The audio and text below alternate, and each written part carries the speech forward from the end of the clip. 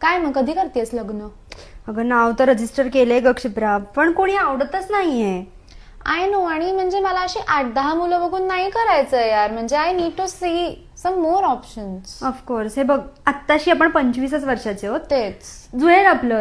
मुलं बघता बघता आपण 40शीत आलो. हो ना यार. अगं पण काय होतंय माहितीये का, पत्रिका जुळतीये पण वाईब मॅच नाही होत. एक्झॅक्टली. पण आपल्यापेक्षा मुलांचा पगार जास्त असावा ही अपेक्षा करणं काय चुकीचं आहे? असायलाच हवा तो. हे बघ, अजून 10-15 मुलं बघू, आपलं नक्की जुळेल. आरामात जुळेल. जुळलं का ग तुझं? अगं एक मुलगा आवडला होता मला, पण त्याची उंची जरा कमी आहे ग. अगं बाई, आता मरणाला टेकली ना तू. उंचीच काय घेऊन बसली? थांब, तुला जरा फोटो दाखवते त्याचा. हे बघ, हे बघ. ए, चांगला दिसतोय ग.